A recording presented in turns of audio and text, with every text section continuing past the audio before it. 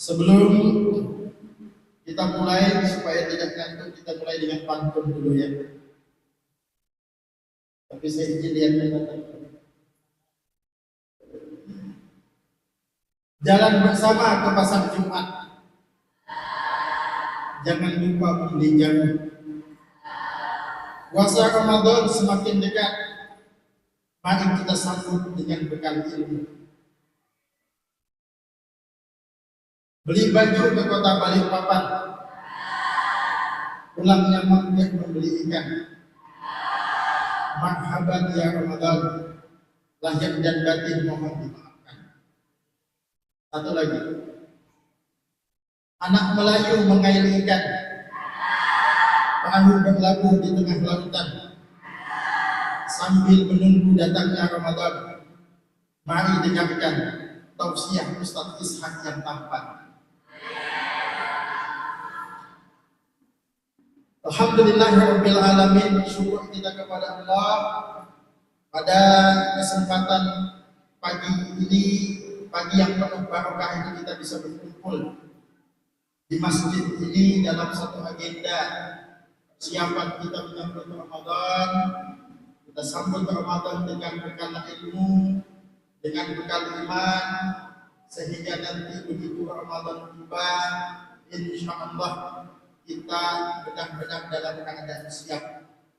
Dan alhamdulillah di tengah-tengah kita hadir guru kita semua, Kiai Haji Ishak Ibrahim LCMH.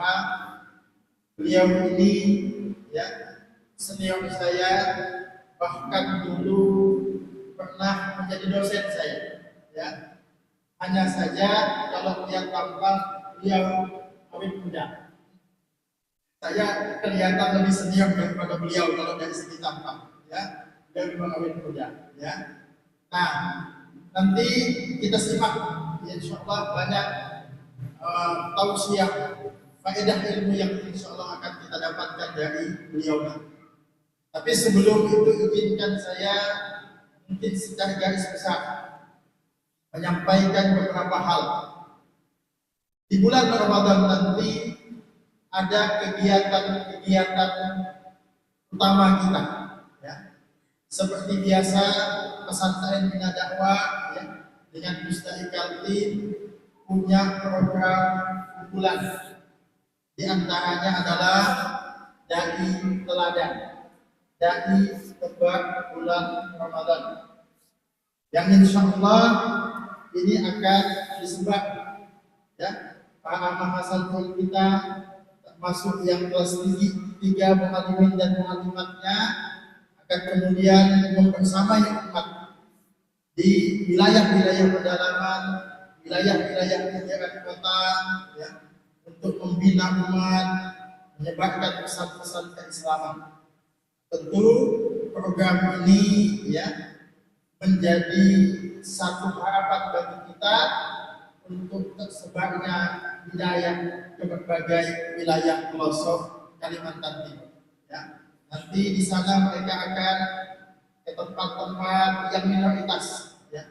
Alhamdulillah ada beberapa wilayah yang kita sudah bangun ya, musola di situ.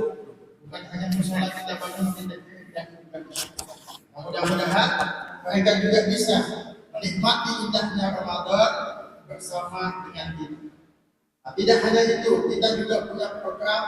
Ustaz izin sekaligus menyampaikan, kami ada namanya Santai Tarawih, tebak imam pilihan ya, yang nanti insyaallah juga di sekitar pondok akan membantu musola masjid ya untuk menjadi imam, sekaligus juga mempraktekkan ilmu yang sudah mereka dapatkan.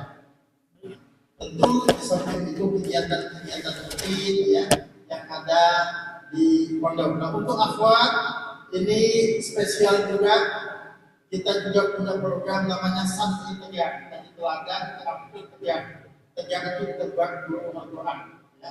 Mereka ada yang ke Samboja, ada yang ke Pampang ya, mengisi madrasah-madrasah Ramadan, pesantren Ramadan, pesantren kilat di sana insyaallah. Nah, mudah-mudahan mohon doanya dari Bapak Ibu semua, semoga kegiatan ini bisa berjalan dengan baik, berjalan dengan lancar. Nah, Bapak Ibu jamaah yang dimuliakan oleh Allah Subhanahu wa taala, kami juga menyampaikan kepada semua, insya Allah di 2027 ini juga kita kembali nanti menerima santri baru, jenjang dan mu'alimat jenjang SMP, jenjang mu'alimat SMA, dan juga untuk jenjang kuliahnya nanti. Ya. Untuk kuliah nanti mungkin disampaikan juga, insya Allah untuk kuliah kita beasiswa full ya dari yayasan, ya beasiswa full. Kenapa? Tidak harapan kita yang menjadi ujung tombak dakwah di pedalaman. Kenapa kita membuka program ini? Karena kami sadar betul bahwa kami ini dari anak pedalaman. Ya, saya anak pedalaman Ustaz, di pedalaman Kabupaten Tanegara, kecamatan paling ujung, di Kecamatan Tabang. Tidak ada kecamatan lagi setelah itu. Kami sadar betul butuh ya pencerahan di pedalaman. Begitu juga kenapa pembinaan mu'alaf itu digalakkan, karena sadar betul ibu saya ini seorang mu'alaf. Jadi ini yang melatar belakangi kenapa program-program ini harus kita lakukan. Baik, mungkin tanpa berpanjang kalam supaya menghemat waktu juga, saya cukupkan sampai sekian ya. Sambutan saya mengucapkan terima kasih kepada asatidzah semua ya, yang telah mempersiapkan acara ini walaupun dengan waktu yang singkat. Mudah-mudahan Allah Subhanahu wa taala membalas kebaikan kita semua. Mungkin cukup sekian, wabillahi taufiq wal hidayah. Assalamualaikum warahmatullahi wabarakatuh.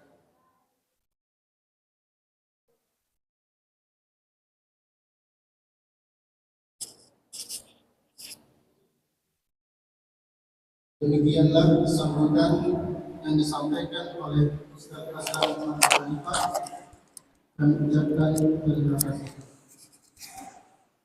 Ini ibarat kita pada acara ini, yaitu tabligh akbar tarhib Ramadan. Mari kita siapkan dan catatan untuk menyimak mutiara ilmu yang akan disampaikan oleh guru kita, Kiai Haji Ishaq Ibrahim, Lisensi Magister Hukum, untuk membekali diri kita agar lebih peduli di bulan 9.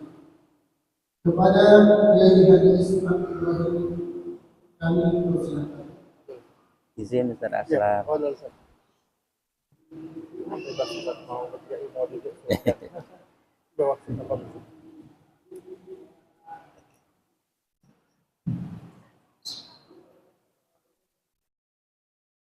Assalamualaikum warahmatullahi wabarakatuh. Waalaikumsalam.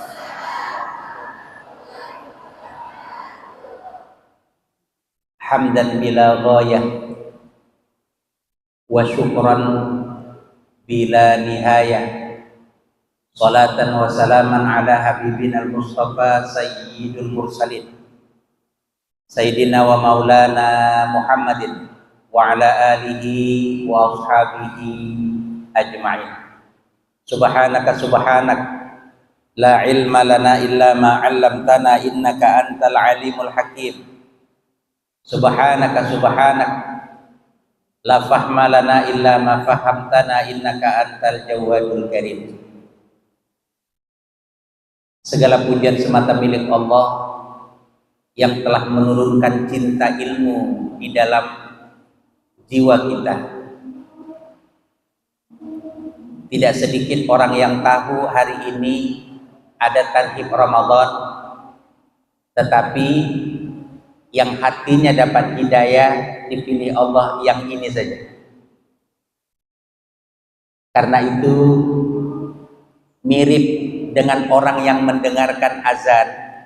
Semua orang dengar azan zuhur, azan asar, azan maghrib, isya dan subuh. Hanya segelintir saja yang kakinya dapat hidayah menuju masjid. Mudah-mudahan hidayah dan taufik itu senantiasa milik kita semua sampai akhir hayat kita. Salawat beriring salam kita hadiahkan kepada baginda Rasul Muhammad sallallahu alaihi wasallam. Semoga Allah menulis nama-nama kita dalam daftar nama orang yang paling mustahak mendapatkan syafaatul ulia beliau di hari perhitungan kelak. Yang dimuliakan dan selalu didoakan senantiasa sehat Ustaz Aslam Abu Hanifah, betul Ustaz? Ya. Beserta keluarganya, serta didoakan senantiasa semangat dari hari ke hari tambah soleh seluruh pengurus yayasan, bapak-bapak, ibu-ibu, hadirin wal hadirat, wabil khusus para undangan yang hari ini telah berhadir. Hari ini saya sangat tersanjung sekali mendapat undangan dari Ustadzina al-Kiram, Ustadz Aslam. Beliau ini sangat masyhur baik di ikatan persaudaraan imam masjid ataupun di majelis ulama. Tidak ada dai Kalimantan Timur yang tidak mengenal kejuhudan dan ketawadhuan beliau. Sebelum saya menyampaikan tarhib Ramadan hari ini, saya izin bertanya, coba angkat tangan yang dari Sekata. Kamu anaknya Kennedy. Oh ya, Sini. Masya Allah. Apa kabar? Ini anak pertama. Iya. Sudah duduk.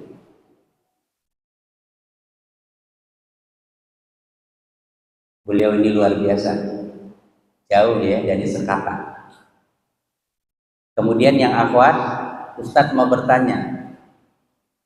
Ada yang bernama Diana Bulkus.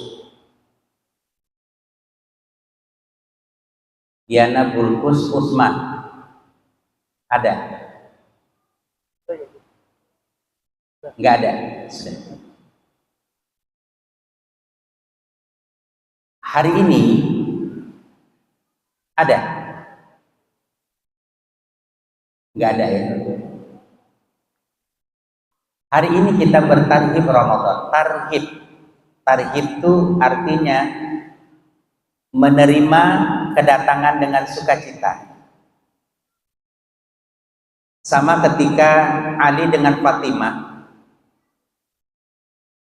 tengkar. Ali lari ke masjid.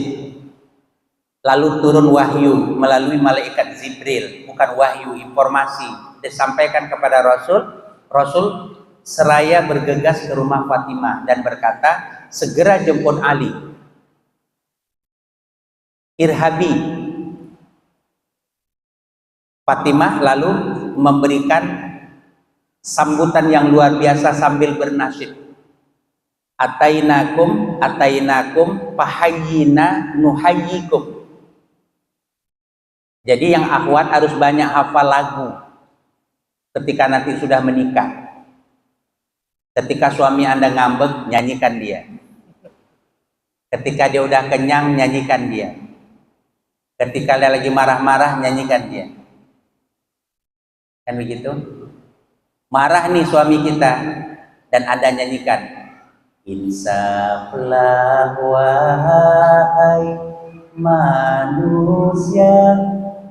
Tak jadi dia marah. Dan saya yakin makin marah.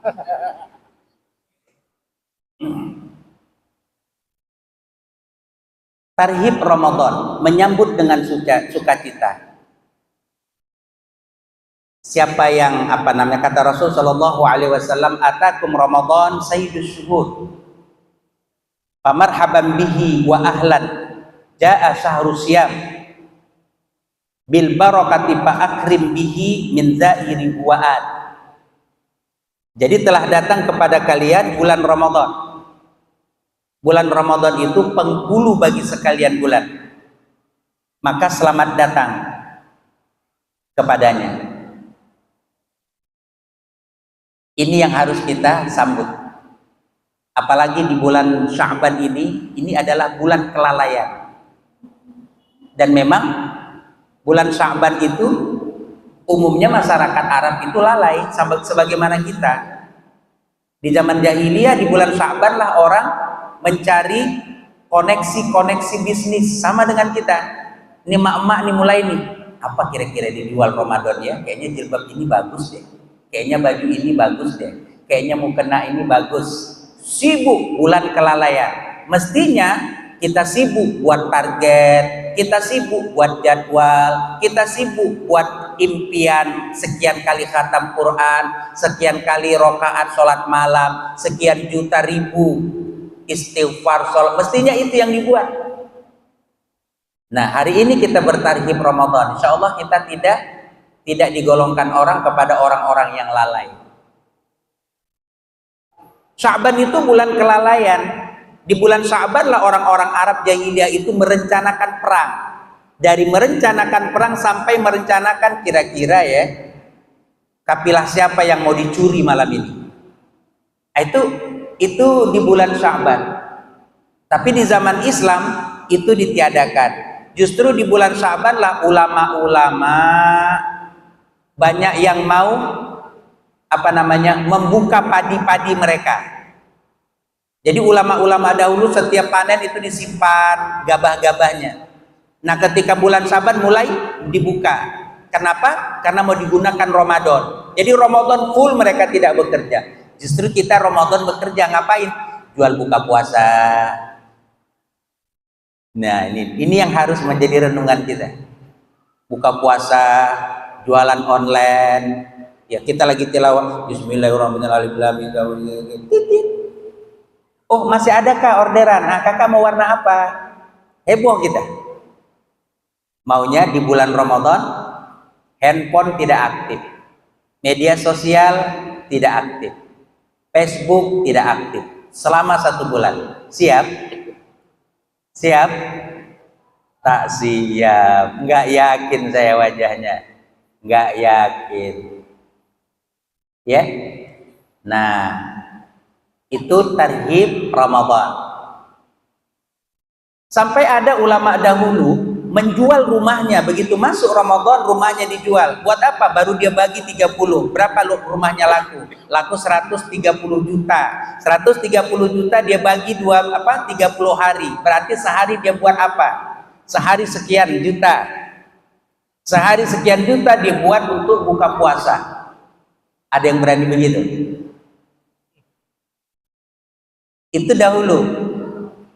Ada yang jual rumah, ada yang menutup tokonya, ada yang subhanallah macam-macam yang dilakukan ulama dalam rangka menyambut bulan suci Ramadan. Ada yang sudah menyiapkan ini 10 malam pertama, ini sarungnya, ini jubahnya, ini kopiahnya, 10 malam kedua, 10 malam ketiga. Kalau kita justru tidak ada seperti itu.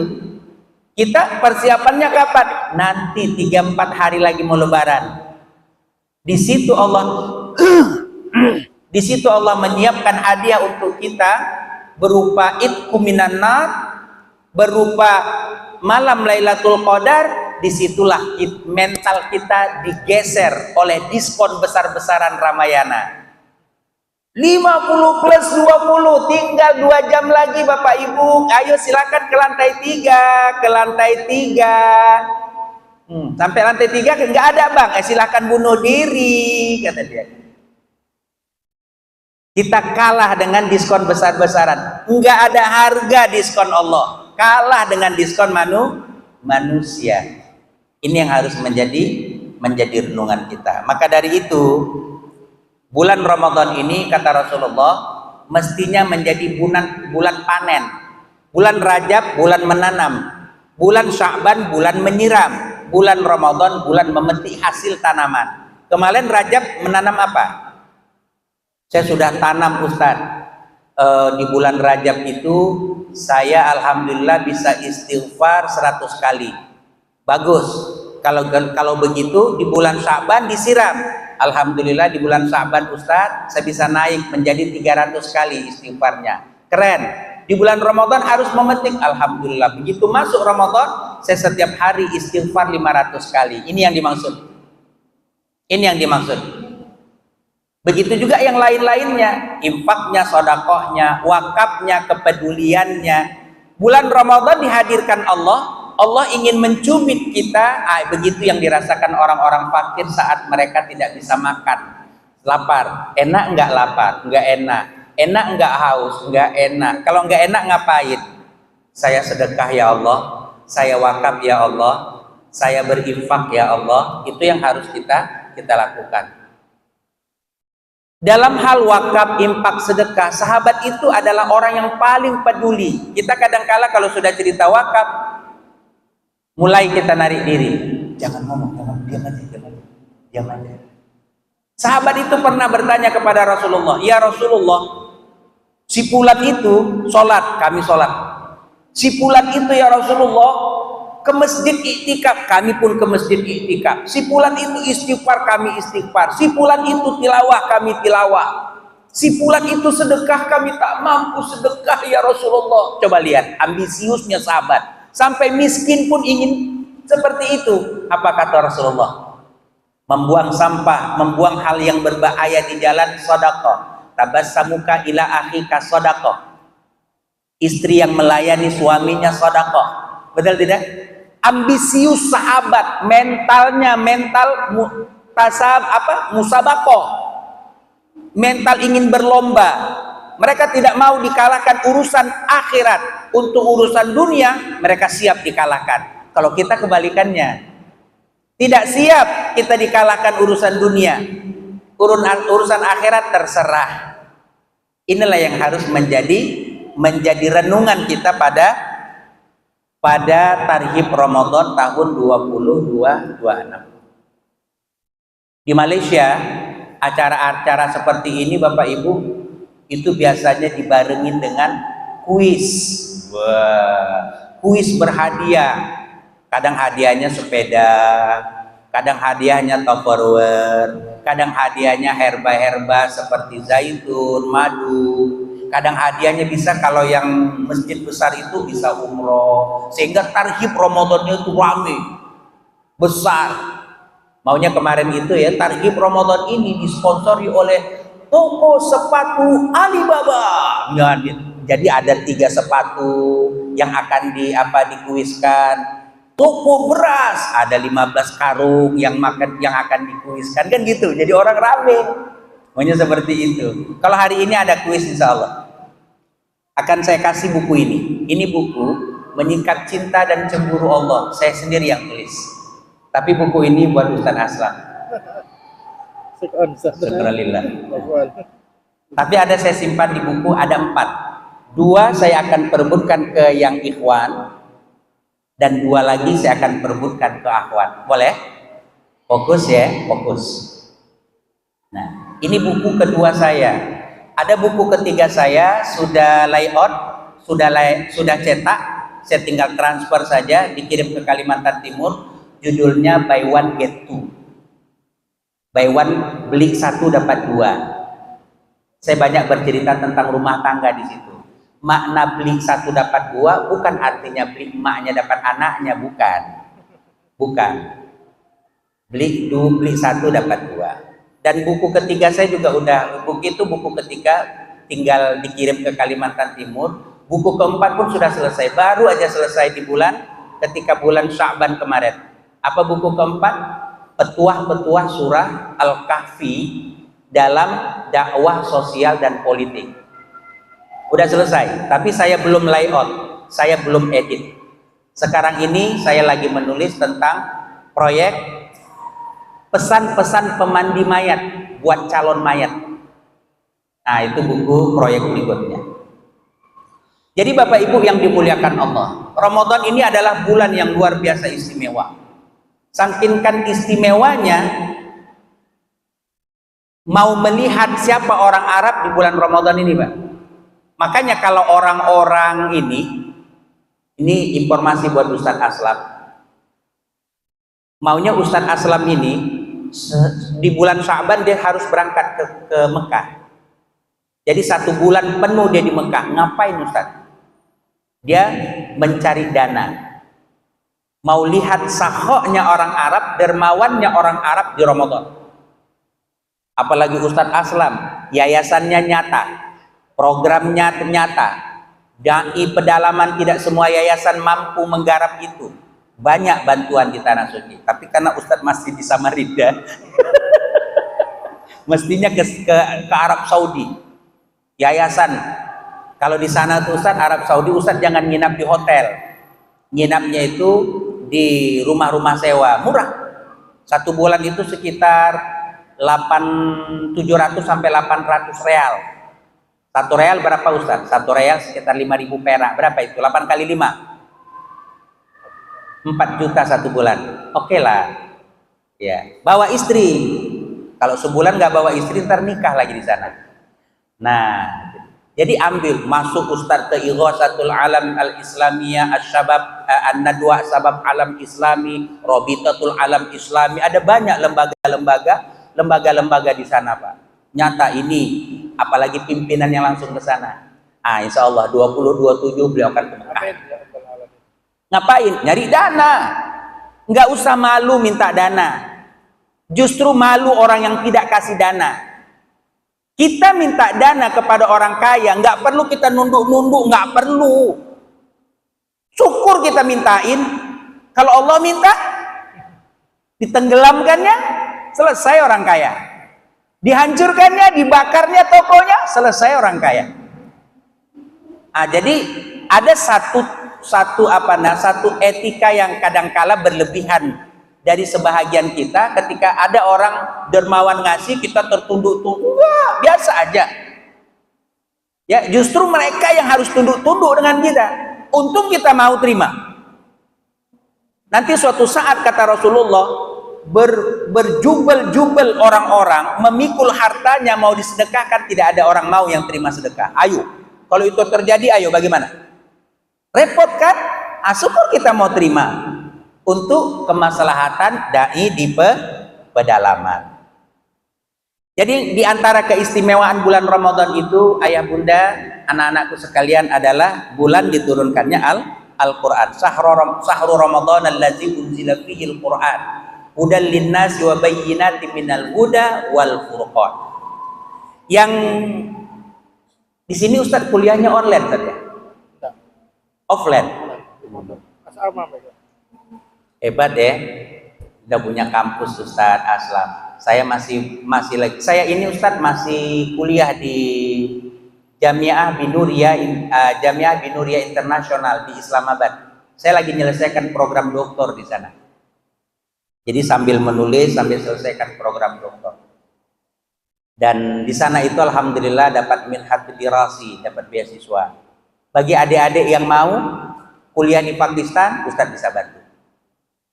S1 free, S2 free, S3 free. Ya, cuma visanya agak susah. Iqomah yang agak susah. Visa pelajarnya agak susah. Jadi kita bisa kunjungan per 3 bulan. Jadi untuk urusan visa saja bisa ambil 1,2 sampai 1,5. Nah, bulan diturunkannya Al-Quran.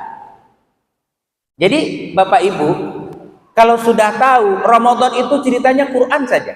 Sampai Imam Malik itu selama bulan Ramadan dia tidak mau mengajar. Dia tidak mau jadi pembicara. Dia tidak mau dijadikan apapun. Dia mau ngejar target tilawahnya. Masya Allah ya, tilawahnya. Kita sering mendengar Imam Syafi'i bisa selesaikan 60 kali khatam Quran selama Ramadan. Kenapa cuma Imam Syafi'i kita sebut? Kita kapan? Saya punya mertua saya itu bisa 9 sampai 12 kali Ramadan. Selama Ramadan. Kalah saya belum bisa mengalahkan mertua saya. Walaupun dia bisa sampai 9 kali, 12 kali, Pak, mertua saya itu khatam Ramadan, khatam Quran, dan dia paling hafal jadwal sinetron yang akan tayang setiap malam. Maklum orang kampung ya, di daerah Marangkayu itu kan tidak ada hiburan. Hiburan mereka kan cuma TV. Nah, jadi kalau sudah nonton itu nggak boleh kita ribut Pak. Bisa marah dia, nonton dia. Kau balas kata dia. Mama ditipu, itu skenario saya bilang kan. Diam kamu katanya. Nanti begitu iklan, baru dia tilawah Pak. Iklan tilawah, tahu deh jumlah iklan. Kalau film Gerhana 13 iklannya gitu. Hafal dia. Hafal deh Pak. Kalau film layangan putus katanya, hafal dia. Mertua saya itu, sampai mertua saya itu dia punya kacamata Ustaz tebal, setebal pantat botol. Mertua saya sekarang sudah tidak pakai kacamata. Al-Quran huwa syifa, obat. Saya masih ingat mertua saya itu Pak, Ibu, kalau ke Samarinda pasti urusannya cek mata. Sekarang udah nggak pakai kacamata. Bahkan Quran dia kecil pun dia bisa lihat. Malah saya yang tak bisa. Masya Allah, Quran itu obat. Masya Allah, obat banget Quran itu.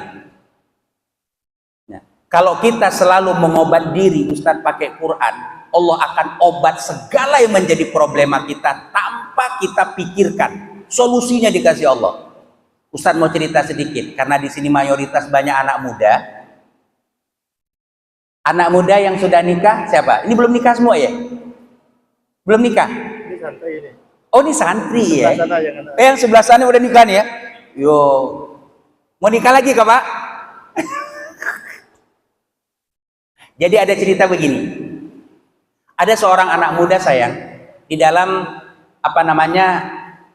Mau'izatul Qisasul Hasanah. Sumbernya dari situ. Ada anak muda rajin sekali baca Quran. Ustadz mau ceritakan sedikit bagaimana Quran itu bisa memberikan solusi tanpa Anda berpikir. Ya, baik yang ikhwan maupun yang akhwat. Ini yang ceritanya kebetulan yang ikhwan. Jadi dia suka baca Quran. Tadi yang tilawah tadi bagus. Ustadz Aslam bilang Ustadz itu orang Medan. Ya, saya juga orang Medan. Ya, cuman bedanya kita baru apa marga kita? Harahap ya? Waduh, saya Melayu. Saya kalau sudah cerita Harahap, waduh, saya dulu suka dengan gadis Harahap.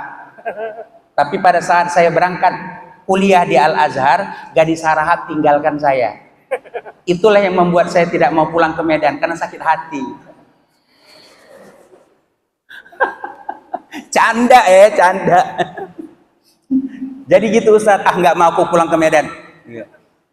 Kenapa kata emak saya? Terlalu banyak kenangan. Waduh, kenangan yang menjijikkan. Jadi begitu akhirnya Ustadz nikah dengan orang Bugis. Kenapa?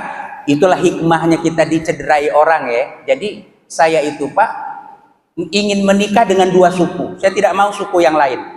Kenapa? Karena saya pelajari sejarah Indonesia, ada dua suku yang tidak bisa dikuasai Belanda. Satu Bugis, itu susah Belanda nguasai. Belanda sering diakalin sama orang Bugis. Dan satu lagi Aceh. Lalu saya tetapkan saya harus menikah dengan gadis Aceh. Di Aceh ditolak saya Pak. Ditolak, ya, nggak laku. Di Aceh ya sudahlah. Akhirnya saya coba melamar orang Bugis. Untung dia terima. Makanya saya berutang budi dengan orang Bugis nih Pak. Karena jujur Bapak Ibu, Ustadz Aslam tadi terlalu berlebihan bilang saya awet muda. 3 kali loh saya melamar ditolak orang. Awet muda apaan? 3 kali Bapak Ibu, sampai saya bilang saya ngaca. Kayaknya nggak bisa kawin deh saya ini. 3 kali ditolak orang. Satu orang Palembang, satu lagi orang Arahap. Allah, cerita masa lalu. Jadi dia baca Quran, ganteng orangnya. Tiba-tiba disukai orang yang sudah bersuami. Kan banyak sekarang. Tante-tante gireng. Bukan tante gireng, tante-tante jireng. Jauh cireng. Yang bisa digoreng itu. Bisa dimakan. Dia suka. Kebetulan suaminya nggak ada, dia panggil. Dek, kamu ke rumah ya, saya mau kasih hadiah. Datanglah si adik ini, ganteng orangnya. Sudah datang, dikunci pintu, cerek. Kamu harus layani saya. Kalau tidak saya akan teriak, kamu mau mencuri di rumah saya. Apa yang kalian lakukan? Apa yang akan kalian lakukan? Ya Allah, inikah pembalasanmu, takdir inikah saya harus terima? Jungkir balik saya membaca Qur'anmu Tuhan. Jungkir balik, begitulah ikhtiar saya untuk menjaga kesucian saya. Dalam hati tapi. Udah gitu, berbagai macam alasan. Tolonglah jangan saya dinodai kak. Enggak. Saya siap bayar apapun yang kakak minta. Kalau saya tidak kuat terlalu besar, saya cicil. Enggak. Kamu harus layani saya. Coba lihat.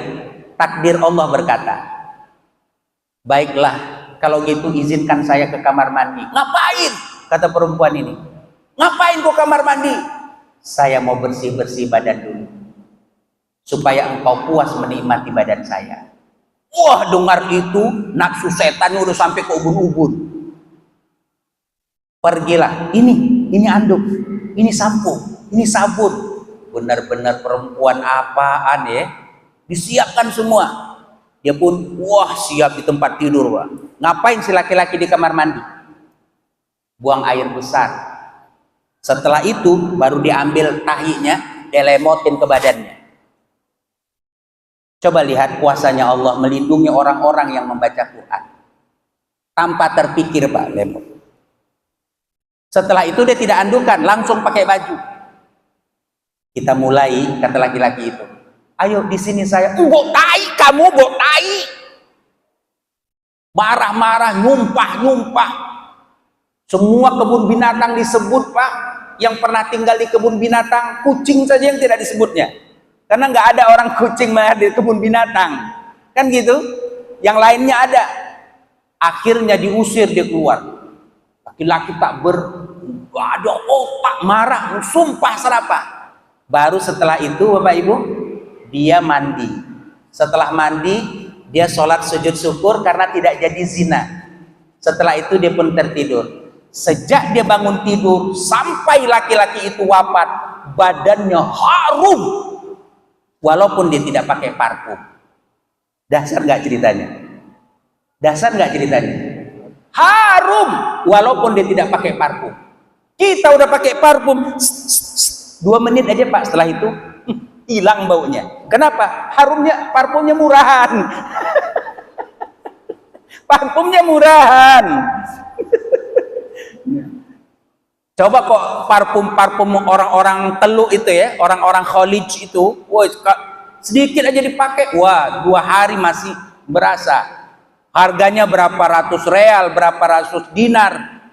Nggak sanggup kita paling minyak 1000 bunga. Dikasih penjual minyak 900 bunga. Kok begini aromanya? Katanya tadi minyak 1000 bunga. Saya yakin itu minyak 900 bunga, kurang bunganya saya bilang. Jadi begitu, nak. Kalau kita ingin diharumkan Allah, prioritaskan Allah. Jauhi apapun itu, walaupun nyawa taruhannya. Maksiat tetap kita hilangkan. Begitulah dasarnya Al-Quran. Nah, jadi itu yang pertama. Al-Quran itu Masya Allah. Ulama-ulama punya target besar untuk Al-Quran ini. Terkait dengan Al-Quran, ada yang kenal dengan yang akhwat dulu saya tanya.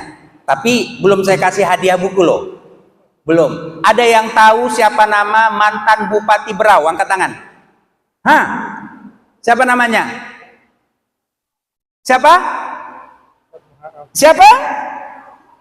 Karena kamu udah jawab, tetap saya kasih hadiah.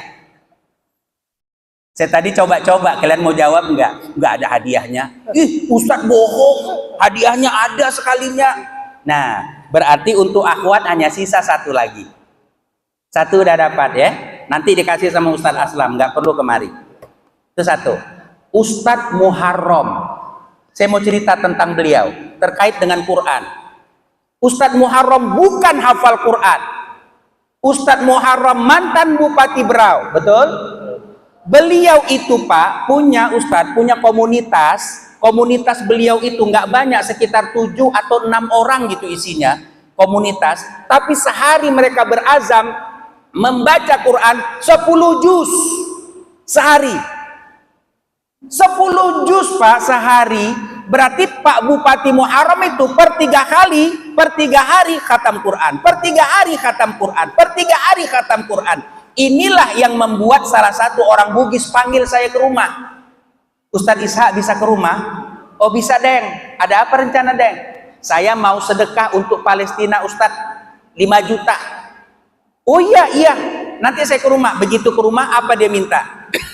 Ustadz Ishak, tolong doakan saya belum bisa kalahkan Pak Muharram. Memang kenapa Pak Muharram? Dia walaupun bupati, banyak rapat dengan camat, kepala dinas, banyak kunjungan, banyak tamu, tapi masih bisa tilawah 10 juz sehari. Sementara saya ini Ustadz, saya ini pengusaha, nggak banyak tamu, nggak banyak rapat, nggak bisa saya tilawah 10 juz. Memangnya Daeng tilawah 1 hari berapa? Saya cuma kadang-kadang dapat 6 juz, 5 juz. Saya ingin 10 juz Ustadz, tolong doakan saya. Apa jawaban saya? Daeng menghina saya. Saya jangankan 6 juz, 1 juz saja kadang-kadang nggak tilawah Quran, saya nggak berani doa. Dari situlah saya tahu kalau mereka itu punya komunitas tilawah Quran sehari 10 juz. Dahsyat nggak? Dahsyat nggak? Dahsyat kan? Nah, apa yang terjadi? Beliau meninggal di Balikpapan. Sebenarnya jantung, tapi karena musim Covid, akhirnya dia dilaksanakan pengurusan jenazahnya secara Covid dan dikuburkan di Balikpapan. Sudah? Nah, tiba-tiba yang naik jadi bupati istrinya jadi bupati. Dia kumpulkan stakeholder, eksekutif, yudikatif, legislatif, dikumpulkan. Saya minta tolong, bisa nggak jenazah suami saya dipindahkan ke Berau? Saya ingin jenazah suami saya dimasukkan ke Taman Makam Pahlawan. Setelah berdiskusi, setelah menimbang dan segala macam dipikirkan, dipanggil majelis ulama dan sepakat jenazahnya diambil. Sudah 2 tahun yang lalu jenazah itu dikebumikan. Begitu dibongkar, seolah-olah baru sore tadi dikebumikan. Coba lihat yang baca Quran. Coba lihat yang baca Quran, bukan hafal Quran, baca Quran. Baca Quran saja Bapak Ibu, tanah nggak mampu memakan daging kita. Baca Quran, bukan baca TikTok. Baca Quran, bukan baca WhatsApp, grup. Ada grup RT, ada grup mantan, ada grup santri, macam-macam grup. Nah, ada pula jamaah saya pula, ada pula grup poligami, ada pula la haula wala quwata illallah. Saya tanya, ini Pak Cik grup poligami ini udah nikah 2 ke? Macam mana? Tak Ustadz, semua masih 1 istri, sedang ikhtiar je. Astagfirullah. Pak Cik. Coba lihat tuh, menangis orang sambil menggali, sambil mengangkat jenazah, menangis meleleh mata air. Kenapa haru? Kenapa bangga? Coba kita buka Bapak Ibu. Dalam tinjauan kedokteran, pernah nggak dengar 40 hari? Malam ini tolong baca Yasin, baca doa di rumah orang tua almarhum orang tua saya 40 hari, 100 hari, pernah nggak? 100 hari itu udah tinggal tulang belulang. 100 hari. 100 hari berapa bulan? 3 bulan lebih kurang. Betul? Betul, itu udah tulang. Ini udah 2 tahun. Kain kafannya pun tak mampu ditelan tanah. Begitulah Allah memuliakan orang yang tilawatul Quran. Apalagi kalau tilawahnya macam yang tadi yang orang Medan baca itu. Memang ke orang-orang Medan bagus-bagus suaranya. Ya nyempreng pun banyak juga gitu. Nah jadi begitu. Udahlah nggak keluar kalian dari macam-macam grup itu. Tak ada faedahnya. Baca Quran banyak-banyak, terutama di bulan Ramadan. Kemudian itu tentang Ramadan. Ada yang ingin Ustadz sampaikan terkait dengan bulan Ramadan ini. Apa itu? Bulan Ramadan itu kan setan-setan dibelenggu. Kenapa banyak yang tak puasa? Sebenarnya yang mana setannya? Gitu. Jangan kamu bilang, jangan dibilang ini setannya Ustaz. Ini setannya. Jangan. Kenapa banyak orang tak puasa di bulan Ramadan? Idza jaa Ramadan putihat abwabul jannah wa ghuliqat abwabun nar wa suffidatis syayatin. Apabila datang Ramadan, dibuka Allah pintu surga, ditutup Allah serapat-rapatnya pintu neraka, dan dibelenggu setan. Kenapa banyak tak puasa? Kenapa banyak istri bertengkar sama suami di bulan Ramadan, lempar-lemparan gayung mandi? Kenapa banyak perselingkuhan justru terjadi di bulan Ramadan? Yang mana sebenarnya setannya? Kan gitu. Kan gitu. Betul tidak? Dijawab oleh Imam Ibnu Hajar Al-Asqalani. Qul a'udzu birabbin nas, malikin nas, ilahin nas, min syarril waswasil khannas, alladzi yuwaswisu fi sudurin nas. Ini jawabannya. Minal jinnati wan nas. Setan itu ada dua, bisa dari golongan jin, bisa dari golongan manusia. Nanti kalau ada yang tak puasa, oh kau rupanya setan selama hari ini. Begitu.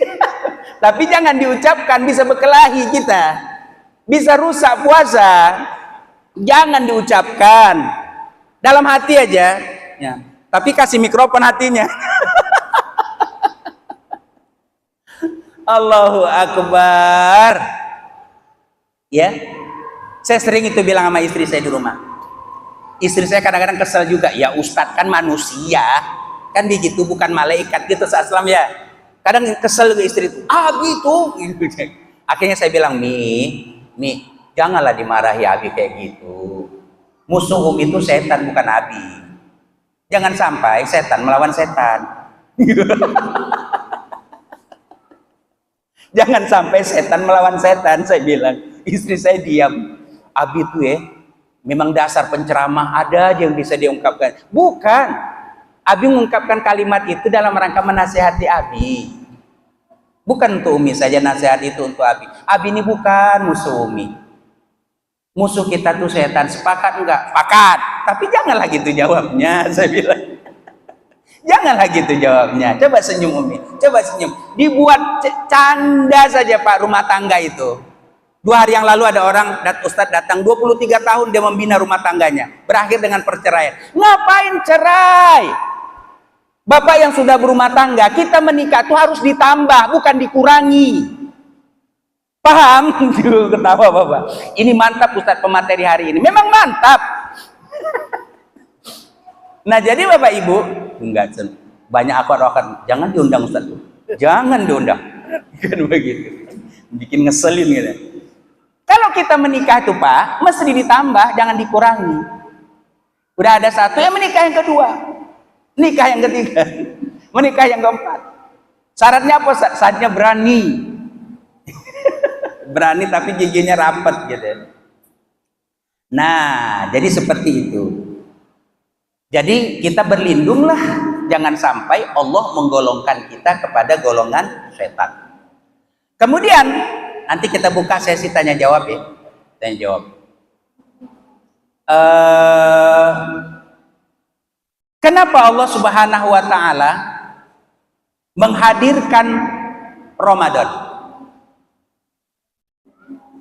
Begitulah besar sayang Allah dengan kita, Pak. Begitulah sayang Allah dengan kita. Sampai-sampai ahli diet terkenal dunia berkata, kita ini makanlah sembarangan, makanlah sembarangan. Yang penting 1 bulan penuh kita puasa. Kata dia, diet terbaik itu setiap bulan Senin, Kamis, Senin, Kamis, Senin, Kamis, Senin, Kamis. Berarti 8 kali. 8 kali tidak makan. Kemudian selama 12 bulan ada 1 bulan full tidak makan sampai siang hari, di siang hari. Itulah diet terbaik. Coba lihat coba. Saya kemarin, ini bulan Februari ya. Saya di akhir bulan 12 ketemu dengan teman. Kebetulan teman tersebut sama-sama menjadi anggota DPRD Kota Samarinda. Dia lagi mengamalkan diet. Loh, kok badan ente kurus banget? Iya Ustadz, saya lagi diet. Oh diet? Iya. Apa makananmu? Saya kalau sarapan pagi air putih saja. Air putih, terus ya siang air putih, malam air putih. Lebih banyak minum air putih Ustaz, air yang lain enggak. Terus kapan kamu makan? Ada, makan siangnya ada, tapi sedikit Ustaz, sedikit segini aja. Oh segitu, kapan? Ya habis asar. Saya bilang nanggungnya habis asar, mendingan kamu puasa sekaligus malam habis maghrib baru makan, saya bilang. Kalau puasa dapat pahala, kalau diet nggak dapat pahala. Kenapa jadi manusia kok on banget? Bisa diterima? Bisa diterima? Ya Allah. Ini Allah tahu Bapak Ibu, Allah tahu kita punya masalah dalam masalah politik, kita punya banyak masalah dalam hal ekonomi, kita punya masalah dalam hal istri, anak, mertua, saudara kandung, ipar, tetangga. Kita punya masalah dengan badan kita sendiri. Allah kasih satu solusinya, puasa. Ada masalah dengan politik, puasa. Ada masalah dengan ekonomi, puasa. Ada bertengkar sama istri, ada rencana mau cerai, puasa. Anak nggak teguran sama orang tua, puasa. Keakraban tidak terjadi, puasa. Itu solusinya. Nggak perlu banyak-banyak diskusi, puasa aja banyak-banyak. Hebat Allah tuh, sayang Allah tuh hadirkan Ramadan, dia sayang dengan bangsa ini. Kalau dengan puasa masing-masing introspeksi diri, Pak. Yang istri introspeksi, suami introspeksi, pemerintah introspeksi, rakyat introspeksi. Akhirnya semua menemukan jawabannya. Saya yang salah, saya yang keliru, saya yang terlalu, saya. Begitu juga adik-adik. Coba puasa. Astagfirullahaladzim, masa sih kita minta gratis terus kuliah sama Ustadz Aslam? Kampus ini kan perlu dana. Ustadz, saya nggak mau gratis Ustadz, saya mau bayar aja. Subhanallah. Ya sudah bayar, nggak apa-apa Ustadz, saya bayar 30.000 6 bulan Ustadz ya, 30.000 ya itu membuka bayar. Tapi masih mendingan, masih ada niat baik. Ya, apa yang dilakukan Ustadz Aslam ini mengingatkan saya dengan kampus yang mengajari saya hadis di Al-Azhar University. Al-Azhar itu berawal dari kayak begini nih. Gratis. Berawal dari masjid, Pak, Al-Azhar itu. Al-Azhar itu ada beberapa orang sudah pensiun, ada yang dari TNI, gitu, kira-kira begitu, ada yang dokter, ada yang dosen, ada yang pegawai BUMN, BUMD, ada pegawai di rumah sakit, gitu-gitulah. Nah, gantian mereka, Pak. Subuh ini Bapak yang baca hadis ya, ditinjau dari sisi kesehatan. Bapak yang baca hadis ya, ditinjau dari ekonomi. Bapak yang baca hadis ditinjau dari ulama hadis. Begitu mereka diskusi, dan diskusi itu hangat. Orang datar 10, 20, 100, 200, 3 negara, 10 negara sekarang sudah menjadi milik umat Islam seluruh dunia. Jadi Al-Azhar itu bukan milik Mesir. Itu adalah wakaf milik umat Islam seluruh dunia, dan belajar di sana itu free, gratis. Dan saya doakan mudah-mudahan Yayasan Ustadz Aslam ini seperti Al-Azhar University. Amin. Ada banyak contohnya. Jangan sepelekan yayasan seperti ini Bapak Ibu. Jangan sepelekan. Al-Azhar itu berangkat dari gratis-gratis. Begitu juga Universitas Islam Zaitun yang ada di Tunis. Begitu juga tempat saya mengambil doktor. Jamiah Binuriyah Al-Alamiyah di Islamabad, Pakistan juga gratis Bapak Ibu. Makanya tadi saya tanya dengan Ustadz Aslam, di sini belajarnya online kah offline? Kalau online saya siap menawarkan diri jadi dosen. Kalau offline, ini yang kadang-kala nggak bisa. Saya lagi di mana, Makanya beberapa pengajian nggak bisa saya rutin saya isikan. Seperti Masjid Raya sudah saya lepas, Islamic Center pun saya lepas. Kenapa? Ya kadang-kadang saya lagi di PPU, di Penajam, di Wahau, di Kaltara, jalan-jalan terus dalam rangka mencari hidayah. Ya. Mencari hidayah bukan mencari hidayati. Jadi Bapak Ibu yang dimuliakan Allah, sebagai penutup nanti kita buka sesi tanya jawab ya. Apa yang menjadi perusak Ramadan? Apa yang menjadi perusak? Ramadan itu kita kenal adalah bulan pembakar. Ramadan. Di dalam lisanul Arab dijelaskan dulu Ramadan itu datang pas musim panas. Pas musim panas, dan Ramadan itu memang pembakar dosa. Nah, karena itu Ramadan itu bisa rusak apabila kita berinteraksi dengan Ramadan bidunil ilm. Ini yang pertama. Bidunil ilm. Nah, buat adik-adik yang putra, kenapa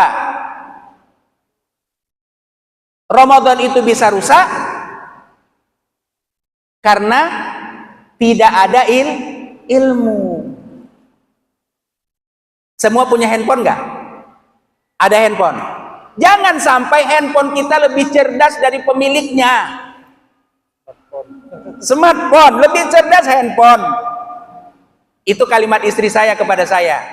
Abi tuh percuma pakai iPhone. Lebih cerdas iPhone-nya dari dia. Karena saya Bapak Ibu pesan Maxim pun saya nggak tahu. Saya bilang siapa juga belikan saya iPhone, saya nggak minta, saya bilang. Saya juga dikasih handphone Nokia 3310 saya sudah senang, saya bilang. Jangan sampai ketika Ramadan datang browsing internet, tulis tip agar Ramadan sukses, baca. Mengkualitaskan puasa, baca. Sekarang ini begitu Pak Ibu, baca. Ngapain kita baca-baca yang aneh-aneh? Ya, kadang ada orang kirim di WhatsApp grup, kita baperan. Ya, besok demam. Kalau sudah berani kita masuk dalam komunitas begituan Pak, nggak usah baperan, santai aja. Santai aja. Ya, santai aja. Sama seperti kita menjalani kehidupan rumah tangga, nggak usah baperan. Ya, sementang suami tidur agak ke sana, besok suami nggak ditegur. Kenapa sih? Tidur malam tadi tuh, Abi tuh tidur menghadap dinding saja. Manalah kita tahu, kan begitu. Kalau memang saya menghadap sana, kan Umi tinggal pindah saja, nggak usah baperan. Saya bilang pindah, selesai. Karena pasangan kita itu bukan musuh kita. Innal amil bila ilmi kasairi bila dalil. Orang yang beramal tanpa ilmu mirip seperti orang berangkat ke Mekah naik sepeda tanpa map. Kemarin saya khutbah di Islamic Center. Majelis Ulama Pusat sudah menginstruksikan, terlepas Prabowo dan tim sudah menjelaskan kenapa dan mengapa mereka berada dalam komunitas yang dibentuk oleh Donald Trump, yang lebih dari 77 negara yang dibentuk pada tanggal 22 Januari tahun 2026 untuk agar Palestina itu damai sejahtera. Ya Allah, saya bilang begini, belajar kedamaian atau berharap perdamaian dari Donald Trump mirip seperti kita berharap kejujuran dari Jokowi. Kalau mau belajar kejujuran sama Ustaz Aslam. Kalau mau belajar kedamaian dengan Ustaz Aslam, bukan Donald Trump. Donald Trump jangankan memikirkan Palestina yang nyata-nyata beda akidah dengan dia. Uang gubernurnya Muslim saja dia musuhi. Begitu gubernur Muslim itu naik, Bapak Ibu, apa dia bilang? Saya akan potong bantuan negara. Kan nggak benar. Kan aneh Pak Prabowo belajar perdamaian dengan Donald Trump. Mendingan kita nonton Donald Bebek, terhibur hati kita. Lebih damai. Lebih damai dari nonton Donald Trump. Bapak Ibu kok pada senyum ya? Saya takut habis ceramah ini saya pun dipanggil polisi. Baru Bapak Ibu senang-senang. Kemana Ustadz yang kemarin tuh udah masuk penjara? Itu yang pertama. Ilmu. Adik-adik juga begitu ilmu. Ya. Kemarin ada orang, jangan baper-baper. Kalian juga begitu. Jangan murah-murah kali lah hidup ini. Ini pesan saya dengan adik-adik perempuan. Kemarin Ustaz Aslam, saya nggak perlu sebutkan tempatnya, saya ngisi tausiah. Tarhib juga, bukan tarhib Ramadan. Udah lama kejadiannya. Jadi salah satu santri Pak, suka dia dengan saya. Dia cari nomor saya, dapat dengan Ustadz Ishaka. Iya, maafkan saya Ustadz, saya kok menyukai Ustadz ya. Allahu Akbar walillahilham. Di mana kau, saya bilang. Langsung cepat-cepat saya hapus, ya Allah. Jangan kau chat lagi, nanti dibaca istriku, habis aku. Tiba-tiba Pak, dia chat dengan nomor yang lain karena kan saya blokir. Ustadz, tak bolehkah saya mengutara? Boleh aja kau utarakan, saya bilang. Tapi saya sudah ada istri. Dia hafiz Quran Pak, usianya belum 17 Ustadz. Belum 17 sudah balik belum tuh? Kalau perempuan udah balik belum? 17 16 tahun. Sudah. Oh, cepat deh perempuan ini. Cepat betul baliknya. Laki-laki ini lambat baliknya 20, macam mana anak? Allahu Akbar. Yang begitu-begitu tuh Ustaz Salam, Ustaz tidak usah bangga. Ada santri suka sama Ustaz, yang usah bangga, itu fitnah.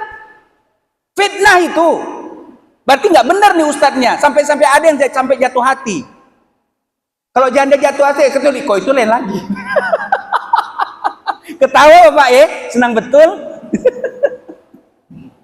Nah itu yang pertama. Yang kedua, yang menjadi perusak satu, maksiat. Ramadan datang maksiat jalan terus. Ini merusak Ramadan ini. Adik-adik. Makanya pekerjaan yang paling sulit menurut Imam Syafi'i adalah menjaga ketakwaan pada saat kita sendiri. Itu pekerjaan paling sulit. Kalau sekarang ini semuanya idealis. Oh bapak idealis, adik-adik idealis. Tapi coba sendiri. Dengan handphone kita, paket full, internet kencang. Hei, kalau tak kuat-kuat selesai. Makanya adik-adik, punya kehormatanlah kalian. Jangan rusak jilbab yang kita pakai. Jangan rusak cadar yang kita pakai. Mahal-mahal dikit lah. Biar nggak laku. Persoalan hidup ini bukan laku dan tak laku, bukan cepat laku dan lambat laku. Bukan itu persoalannya. Bisa nggak seperti pemuda yang tadi? Begitu dia bangun tidur, aromanya harum sampai wafat. Bisa nggak kita dapatkan aroma itu? Inilah yang terpenting dari tarhib Ramadan. Ya. Rabbus shaim hazzuhu min siyamihil ju' wal atas. Betapa banyak kam min shaim laisa lahu min siyamihi ilal ju' wal atas. Betapa banyak orang yang berpuasa, Allah tidak harap puasa dia. Yang dia dapat ju' lapar, wal atas aus. Kenapa? Karena ada banyak adab dia langgar. Ada banyak dawabit, catatan-catatan arahan syariah yang dia langgar.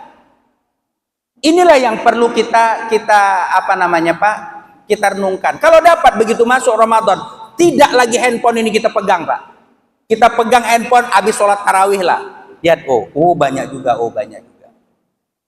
Kita ingin kejar target tilawah, target istighfar. Yang paling penting dari target tilawah itu Pak, target istighfar itu anak-anakku perubahan diri.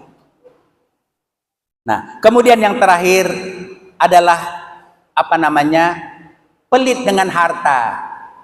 Adik-adikku sekalian, bapak-bapak, ibu-ibu, orang-orang tua santri, ketika Ustadz Aslam dengan segala bahlul, kalau bahasa Arabnya bahlul juhud, udah serius, super serius, mendirikan, merangkul orang-orang untuk diajarkan agama, bolehlah beliau didukung. Beliau ini perlu Abu Bakar, Utsman yang siap kasihkan hartanya untuk majelis beliau. untuk yayasan beliau. Saya teringat dengan Ustadz Abdullah Said, pimpinan Hidayatullah. Beliau itu menurut saya adalah orang yang paling kaya di dunia ini, Pak. Di mana sih Hidayatullah tidak ada? Di mana sih pondok pesantren Hidayatullah tidak ada? Tapi beliau tetap hidupnya sederhana. Jangan sampai yayasan kita dibantu orang, besok-besok ustadznya udah pakai Alphard. Yayasannya nggak jadi-jadi gitu kan. Di sinilah ujian besar bagi kita yang punya yayasan. Yayasan saya juga ada. Saya punya sekolah, namanya Kutab Sidratul Muntaha. Anak saya 8, Pak. Ini sudah resiko kalau udah nikah sama orang Bugis. Banyak anak. Ya. Dipaksa kita, Pak.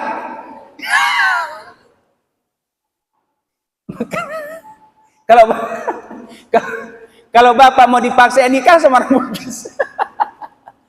Makanya anak 8, anak saya 8, 5 seorang hafiz. 5 orang sudah hafiz, hawal hafizah. Anak pertama saya hafiz dan kuliahnya di IIUM, Islamic International University of Malaysia, jurusan komunikasi.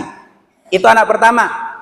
Anak kedua hafizah, Balkis Malika.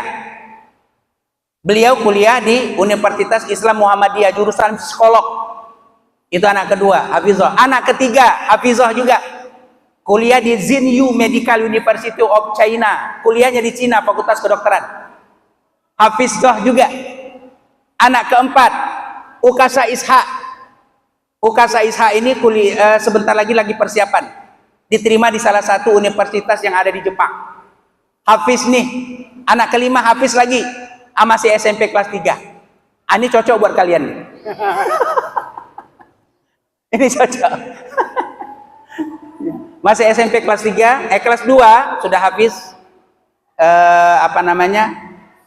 Cuman yang banyak anak saya yang agak belagun yang ini nih, yang SMP ini, Ustaz. Kemarin dia telepon saya, Abi berapa sih keuntungan umroh? Saya kan punya travel umroh. Ada sih, Nak. Kenapa? Bisa nggak kita bagi 2? Bagi 2 sama dia. Memang kamu nggak punya kakak, nggak punya adik, saya bilang. Enak aja main bagi 2, dia ketawa, hahaha. Canda loh, Bi. Tapi kalau masuk hati bagus juga gitu. La ilaha illallah Muhammad Rasulullah. Entah dari mana dia belajar, Pak. Iya. Udah gitu anak kelima sudah habis. Dan anak keenam Mikdad Abad, Adib dan Lubna itu masih ada yang 4 juz, ada yang 3 juz, ada yang 2 juz. Dan saya punya sekolah namanya Kutab Sidratul Muntaha. Sekolah saya itu, Pak, tamat SD udah bisa ditebak hafiz Quran 30 juz. Tamat SD. Itu sekolah saya ciptakan ketika kemarin Covid kan gitu.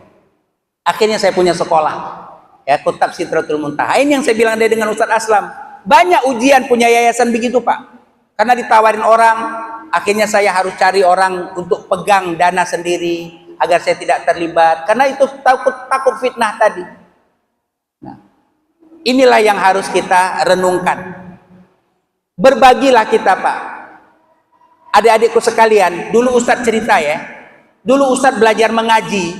Sebelum Ustadz mengaji, ngangkat air dulu, Ustadz. Angkat air. Kadang-kadang kalau timbanya habis, kan muridnya banyak. Timba guru mengaji itu sedikit.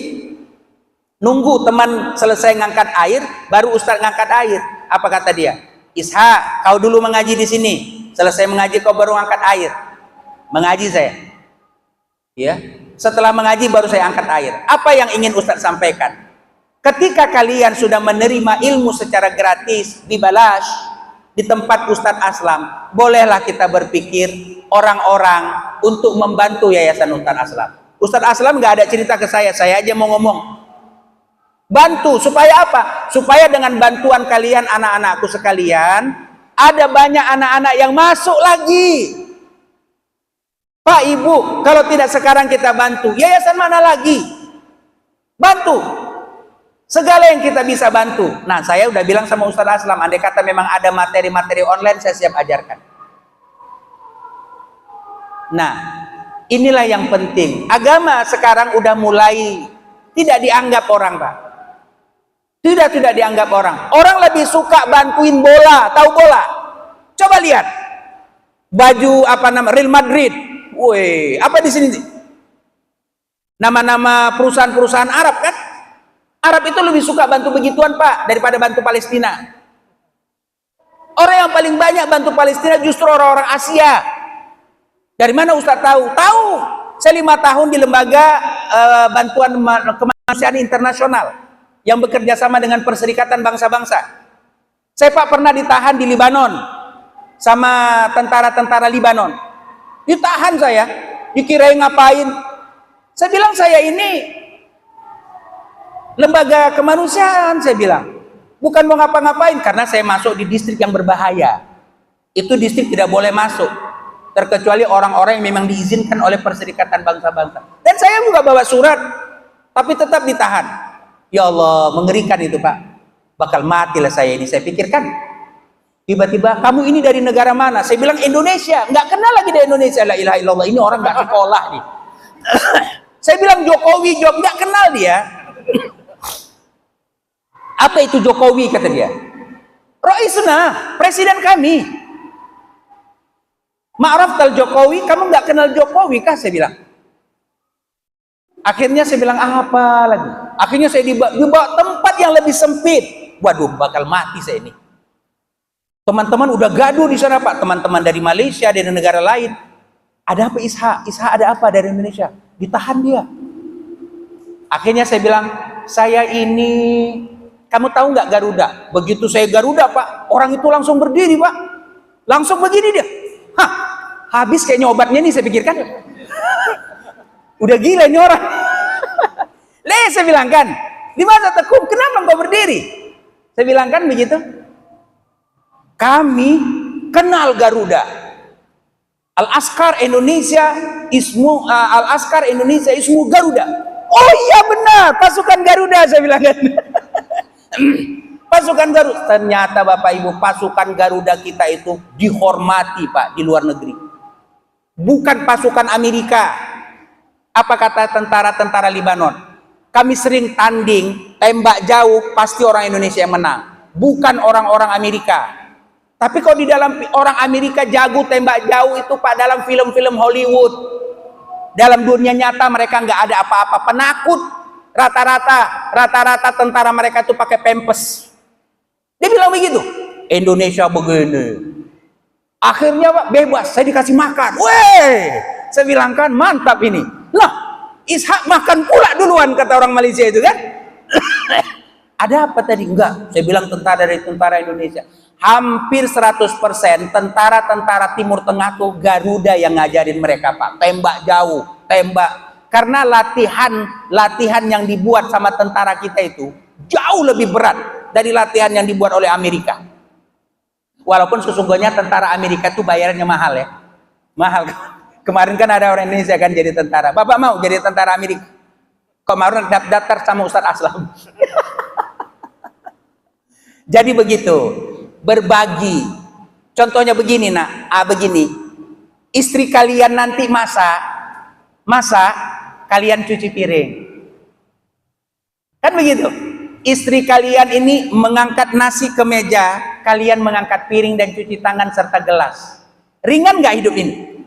Ringan. Senang nggak kalau ibu-ibu digitukan? Senang nggak? Senang. Begitu istri kalian rebahan di tempat tidur, kalian picit kakinya. Itu namanya pengertian. Ketika Ustadz Aslam buat yayasan sekolah gratis, Ustadz Aslam ini juga bukan malaikat. Dia butuh bensinnya, dia butuh makan anak istrinya. Cobalah lihat Ustadz Aslam nih. Tak tahu nih, hutangnya banyak nggak? Kreditnya ada nggak? Kita yang nggak tahu ya. Kita doakan tak ada. Inilah penting kita sokong. Bapak Ibu sokong. Ustadz saya ini menyokong itu Bapak Ibu. Tidak harus dari Bapak Ibu. Ini saya kasih tahu ya. Menyokong itu Bapak kan punya tetangga. Tetangga Bapak kemudian bos sawit. Arahkan zakatnya ke yayasan ini. Tidak harus Bapak. Kalau Bapak kan lebih kurang, kita lebih kurang lah ya. Arahkan. Boleh nggak adik-adik? Arahkan begitu. Teman ayah, pembisnis, ada pemilik kafe tambang maksud saya, bukan kafe kopi. ya, bukan. Ya. Ada usaha-usaha, boleh nggak? Jadi kita harus berpikir sampai saya ingin cerita sedikit dengan salah seorang orang tua guru, orang tua murid, bukan orang tua guru. Jadi setiap akhir sana, anak-anak mau diliburkan, itu orang tua dipanggil, Pak. Dan orang tua ini, Pak, tidak berani masuk ke dalam, karena dia tahu akan ada bapak ini kurang pembayaran. Sementara dia dibantu, Pak. Dia, ibu nanti nggak usah datang aja, dari yayasan sudah bantu ibu. Saya mau kasih tahu apa yang dilakukan ibu ini. Setiap dia datang ke pondok itu, Pak, dia pasti bawa baju dua. Dia bersihkan WC guru, Pak. Dia bersihkan WC murid. Sambil dia berdoa, ya Allah, muliakan orang yang menolong aku, anakku bisa sekolah di sini. Mudahkan anakku hafal Quran. Aku tak bisa bayar, Tuhan, dengan inilah aku bisa bayar. Aku bersihkan pakai bajuku. Dia bersihkan toilet pakai baju dia. Baru dia pulang pakai baju yang kedua. Apa yang terjadi, Pak? Sekarang anaknya jadi tokoh. Itulah Ustadz Lukman yang ada di Pontianak, yang sering gak bersanding dengan Ustadz Uas, Adi Hidayat. Itulah dia. Itulah mamanya. Subhanallah. Jadi cerita ini mengingatkan saya dengan seorang guru saya, Syekh Mutawalli Sya'rawi. Beliau dulu guru di masjid-masjid, di kampung-kampung, guru dia. Tiba-tiba diangkat jadi menteri agama. Menteri agama, Pak, diangkat sama pemerintah Husni Mubarak. Nah, setelah jadi menteri agama kan sibuk, nggak lagi pengajian, Pak. Pengajian nggak bisa karena sibuk. Tiba-tiba dia diundanglah di salah satu masjid di Tonto. Wah, dia dipuji, alhamdulillah, dulu Ustadz ini ceramah di sini, sekarang udah jadi menteri agama, alhamdulillah. Alhamdulillah. Dipuji-pujilah ceritanya. Nanti kita dengarkan nasihat dari menteri agama Syekh Mutawalli Sya'rawi. Tiba-tiba dia izin ke toilet, Pak. Ke toilet lah dia. Dia buka jubah kebesaran dia gosokkan ke lantai masjid itu, ke WC masjid. Setelah bersih, mana Syekh Sya'rawi? Ya Syekh, Syekh. Apa yang terjadi? Dia pakai baju kaos oblong. Biasanya orang kalau pakai jubah kan ada celana di dalam, bukan rok dalam. Kan ada celana lagi kan? Kalau nggak pakai celana ya kebayang lah, Pak. Kan gitu. Terbayang-bayang kan gitu. Pakai celana kan gitu. Syekh, mana jubahmu? Baru jubah itu udah dibersihkan, udah diperas sama dia, dipegang begini. Dan dia pakai baju kaos dan celana yang di dalam tadi, celana putih biasanya ya, celana putih. Apa dia bilang? Ketika tadi orang memuji saya, luar biasa naik hati saya. Bangga saya dipuji jadi menteri, bangga saya dipuji jadi ulamanya kalian. Tapi jijik sekali saya dengan pujian itu. Akhirnya saya masuk ke WC, saya gosok baju kebesaran ini ke WC. Menangis orang satu masjid. Kita butuh ulama-ulama kayak begitu. Boleh nggak? Kita butuh ulama-ulama rendah hati. Kita butuh orang-orang yang ngerti dengan tugasnya Ustadz. Bantu Ustadz ini. Bantu Bapak Ibu. Ketika kita tidak bisa bantu, ajak orang lain bantu. Boleh nggak? Boleh nggak? Adik-adik boleh nggak? Jangan cuma minta gratisnya aja. Kan gratis Ustadz. Lagian Ustadz bilang gratis, ya gratis kan? Kasihan Ustadz ya kan gitu. Akhirnya nggak bisa tidur Ustadz mikirkan apa besok anak santri makan apa gitu kan? Makan apa anak santri, ya Allah, makan apa? Apa harus Ustadz Aslam pikul beras di Bulog? Gitu.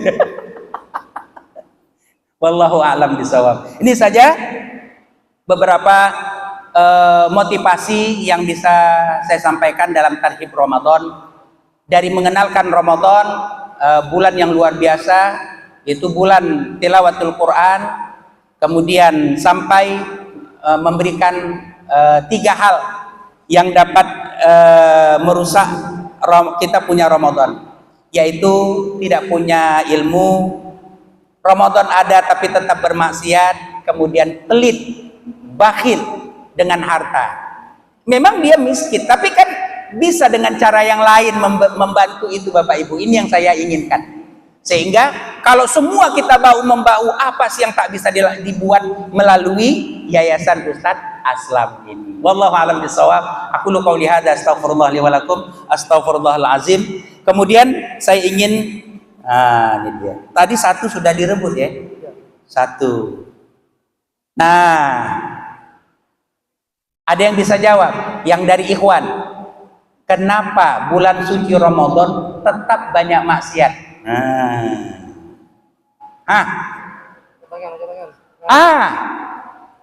Datang kemari. Rahab lagi. Aduh. Melihatmu membuat saya mengenang 30 tahun yang lalu. Gimana Rahab? Kenapa? Bagian dari sifat baik dibikin dari manusia, sedangkan di bulan Ramadan ini sifat setan ini masih banyak tertanam pada diri seseorang.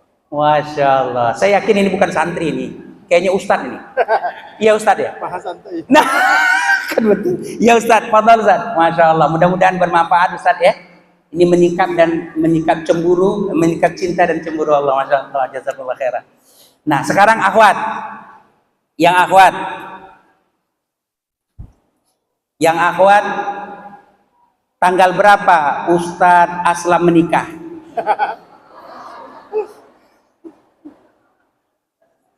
Kalau ada yang bisa jawab, pasti itu istrinya.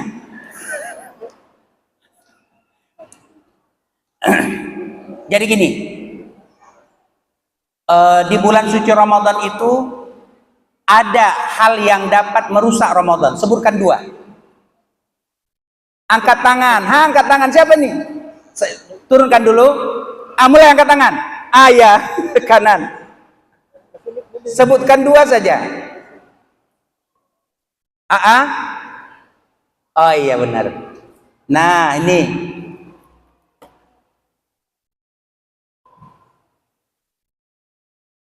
Kamu kemari, Dek. Kasihkan tadi yang 1 dengan Maju.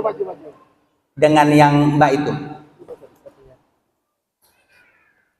Satunya ini tadi. Oh iya.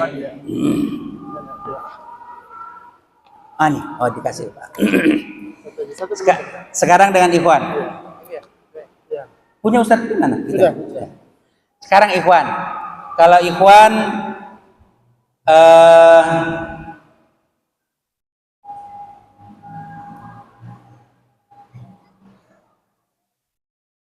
ada nggak yang mau berjanji 4 kali khatam Quran selama Ramadan? Saya Ustadz. Nah, tuh saya kasih hadiah. 4 kali. Udah. udah. Sama saya udah cukup. Semoga Allah mudahkan Anda menyelesaikan 4 kali khatam. Kalau nggak selesai Ustadz, itu terserah Anda lah. Mudah-mudahan barokah ya. Alhamdulillah. Selesai. Sudah 2 ikhwan, 2 akhwat, 1 memang untuk Ustaz Aslam. Demikian Ustaz, wallahu a'lam bishawab. Assalamualaikum warahmatullahi wabarakatuh. Fadhal.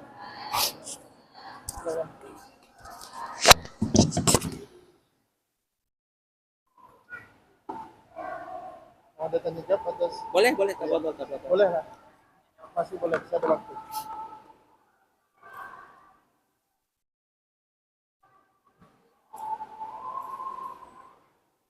Baik, demikian penyampaian dari Ustaz Bin Hadi Ismail Ibrahim. Jika dari jawab ada yang bertanya, kami persilakan. Silahkan angkat tangan. Mic-nya.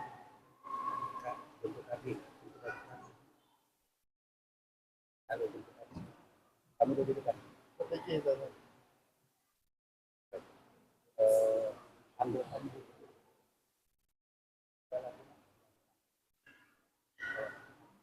Ada ya?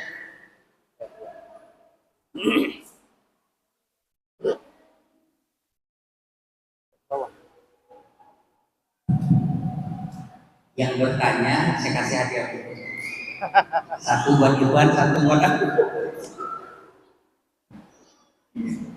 Nah, tadi saya suruh anak saya itu ambil lagi. Fadhali.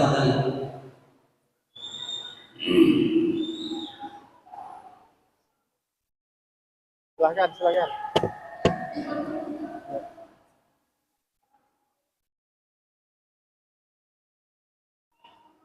Iya, dia. Apa Ustaz? Ya. Jikalau ada seorang muslim yang bersyahadat di bulan Ramadan, apakah ia dianjurkan untuk berpuasa?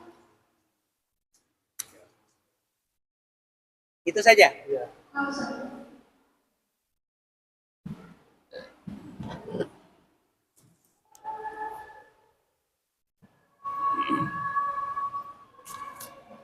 Bismillahirrahmanirrahim. Syarat puasa itu pertama Islam, kedua balik. Kalau dia sudah balik dan Islam, dia dianjurkan berpuasa. Jangan kita anggap kayaknya nggak kuat, kita terlalu cepat mengatakan tidak kuat. Kuat insya Allah. Itu yang pertama. Dan kalau dia tidak kuat, masih toleransi Islam itu latihan. Kita tanya dia, jangan sampai syariat tersebut membebani dia. Nah, ini tetap dianjurkan untuk puasa. Kalau dia sudah balik, kalau dia belum balik, ya tidak. Nah, kemudian saya tambahkan sedikit, ada nggak orang puasa tapi nggak sholat? Banyak nggak? Banyak nggak puasa dengan sholat? Kaifa siyamuhu? Hal yaqbalullahu siyamuhu biduni shalah? Apakah Allah menerima puasanya tanpa sholat? Jawabannya tidak. Puasa orang yang tidak sholat batal. Dari mana Ustaz? Al-farqu bainal muslim wal kafir as-shalat, kata Rasulullah. Perbedaan orang kafir dan muslim itu sholat.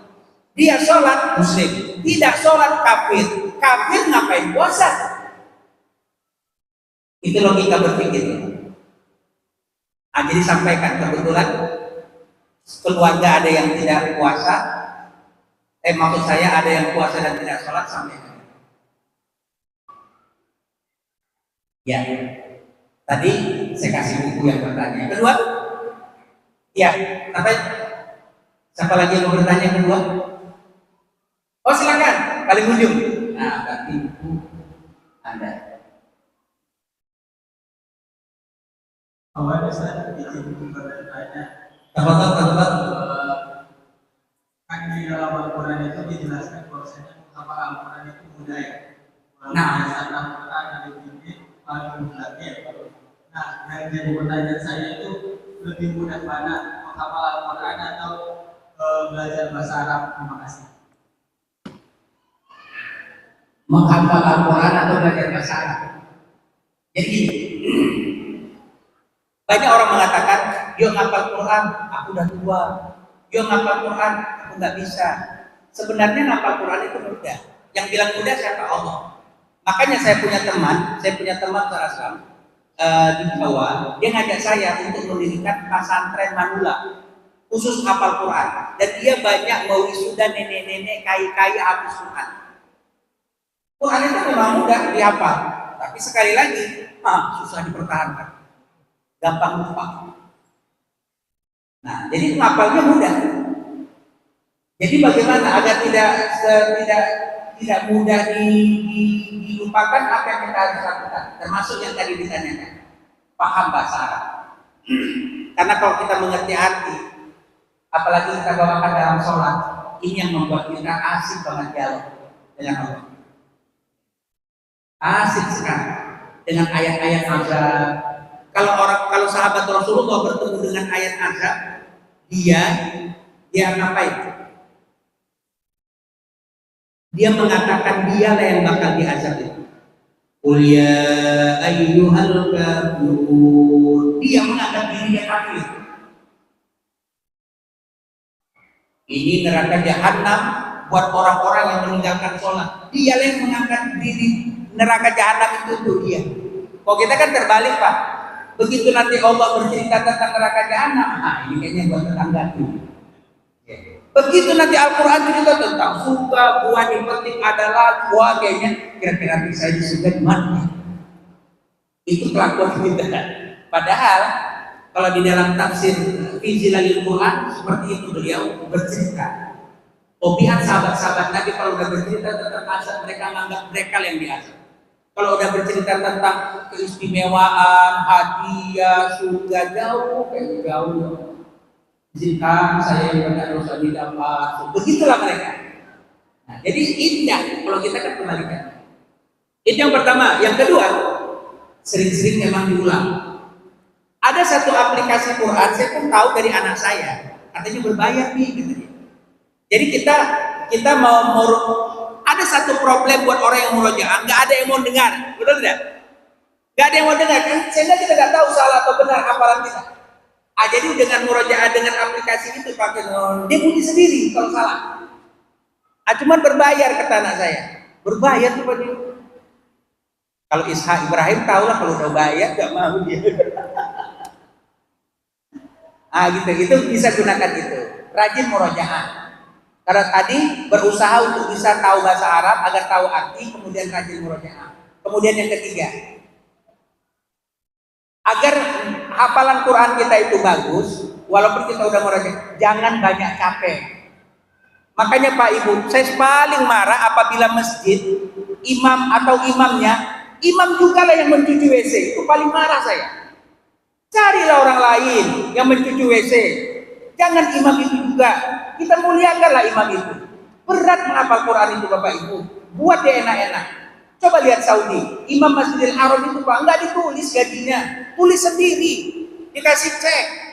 Begitulah pemerintah Saudi. Maunya di masjid ini. Begitu juga Pak. Silakan tulis sendiri. Tapi tidak lebih dari 1 juta. Wallahu a'lam bishawab. Nah, sini. Mana bukunya? Kemari. Nah, ini anak saya ini. Ya ini jadi dia sudah habis Quran di 3 juz dan saya katakan Pak. Bapak percaya nggak ada Quran yang begini? Nggak ada yang percaya nggak Quran yang begini. Oke.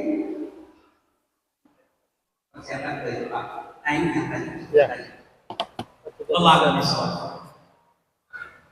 Sama. Aidil, satu.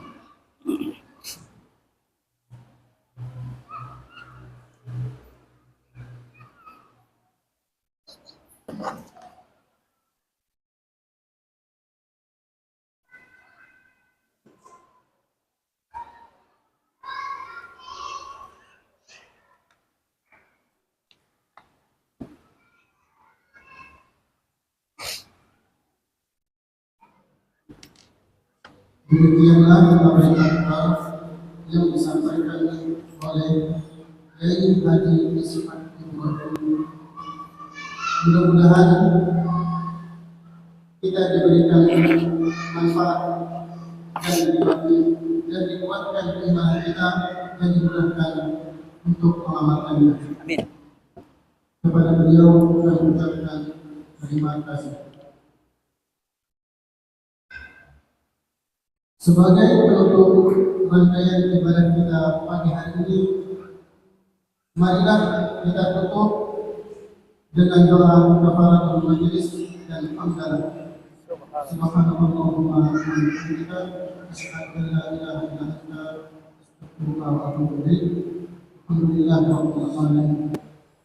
Semoga Allah mempertemukan kita dengan bulan Ramadan dalam keadaan sehat dan iman yang kuat. Akhir kata, saya selaku pembawa acara mohon pamit. Wassalamualaikum warahmatullahi wabarakatuh. Foto dulu. Masya Allah. Kenang-kenangan.